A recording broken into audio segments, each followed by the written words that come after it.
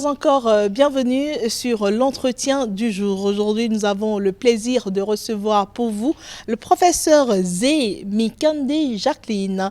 Elle est justement la présidente de la CADMEF. Qu'est-ce que c'est que la CADMEF?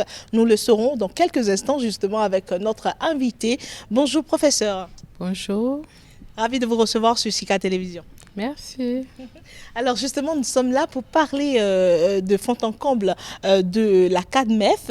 Déjà, dites-nous ce que c'est que la CADMEF et c'est quoi la vision de la CADMEF?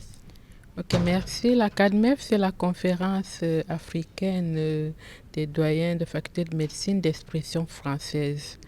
Donc, c'est une des filières, je veux dire, de la conférence internationale des doyens de faculté de médecine d'expression française. C'est une institution qui a été créée depuis 1981, qui rassemble plus d'une vingtaine de facultés de médecine publique d'expression française d'Afrique au sud du Sahara. La vision, l'objectif, c'est d'aider les facultés de médecine dans leur mission de formation des professionnels de la santé, de formation des enseignants pour une meilleure prise en charge des patients parce que la finalité, c'est le malade. Amélioration de la qualité de la recherche, le partenariat. Donc la vision se fait à différents niveaux. Au niveau de la formation, il s'agit de mettre à la disposition des États des médecins généralistes spécialistes aptes à prendre en charge les problèmes de santé et assurer la gestion des systèmes de santé. Au plan de la recherche, il s'agit de produire des résultats utiles et utilisables pour résoudre les problèmes qui entravent le développement socio-économique des pays.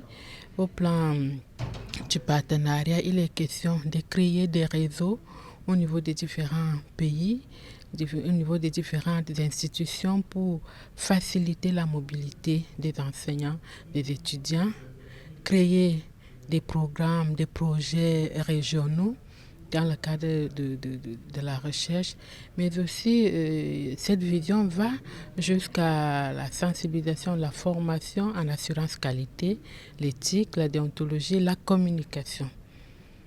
Alors, c'est ça un peu la vision de la CADMEF. C'est ça. Le partenariat avec le CAMES, vous savez, le CAMES assure la promotion, c'est les mêmes visions.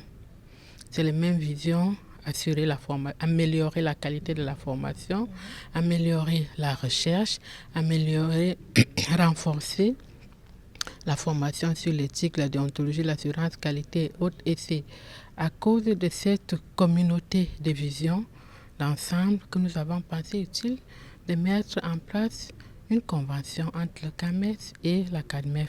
Parce que pour ce qui concerne la médecine, la CADMEF se présente un peu comme la cellule, j'ai bien envie de dire la cellule familiale des enseignants.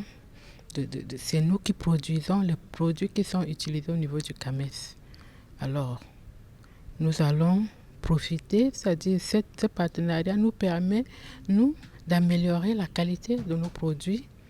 Il s'agira donc, les deux parties se sont engagées, la CADMEF, pour pouvoir fournir au CAMES des experts pour assumer ces différentes missions, participer à la formation à l'éthique et la déontologie parce que nous devons former au niveau de la cellule familiale que représentent les facultés de médecine, les UFR.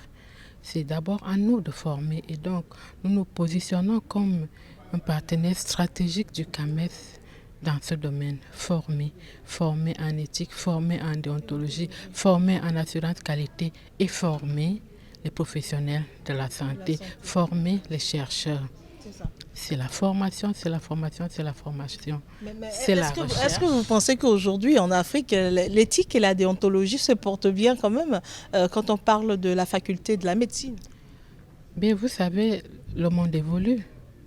Le monde évolue, on ne peut pas dire que ça se porte bien à 100%, il y a des problèmes. C'est pour ça que nous voulons renforcer la formation pour éradiquer tous ces problèmes-là. On ne peut pas dire que c'est un fleuve tranquille. Il y a des problèmes. Nous sommes tous, vous êtes journalistes, vous êtes au courant de tout ce qui se passe dans l'espace et tout. Donc, il y a quelques problèmes, des problèmes qui peuvent être graves. Et c'est pour ça que la CADMEF, qui est la maman qui produit les enseignants, parce que les enseignants sont recrutés au niveau des facultés, au niveau des UFR, ce rôle-là nous revient de pouvoir les sensibiliser, les former pour s'améliorer. Parce que vous savez, nul n'est parfait et aujourd'hui, il y a un certain nombre de problèmes qu'il est important d'éradiquer. C'est ça. Et justement, parlant de ces problèmes-là, dites-nous, c'est quoi ces défis majeurs auxquels fait face la CADMEF aujourd'hui? Les défis majeurs auxquels fait face la CADMEF, c'est ce défi-là de produire des professionnels de santé de qualité, mais aussi des enseignants de qualité. Des enseignants de qualité. Assurer la promotion des enseignants de qualité. Et donc, je vais vous ramener une fois de plus dans la formation. Pour former, on a besoin des enseignants de qualité, des enseignants de bonne moralité. Pour avoir des médecins, on a besoin des apprenants bien formés. Donc, le premier défi, c'est d'améliorer la qualité de la formation, nous impliquer à fond dans l'assurance qualité. Nous ne pouvons pas rester derrière parce qu'aujourd'hui, on a bien vu que le monde a évolué. Nous devons utiliser tous les moyens nécessaires de communication. Les TIC, on ne peut plus faire la médecine, la formation médicale aujourd'hui sans tenir compte de ces TIC. C'est important. C'est ça. Mais comment collaborez-vous avec les États eux-mêmes? Comment nous collaborons avec les États?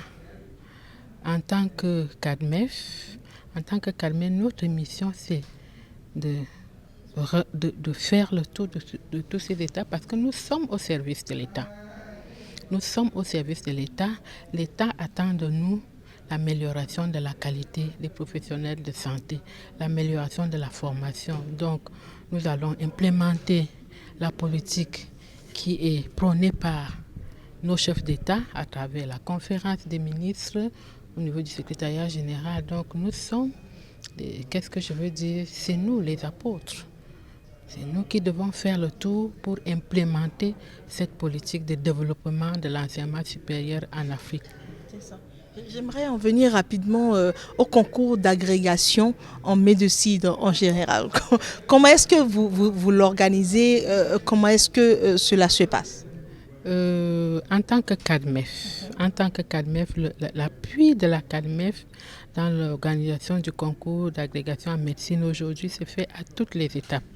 Depuis la préparation des candidats, vous savez, le concours d'agrégation, ce n'est pas le jour du concours qui se prépare.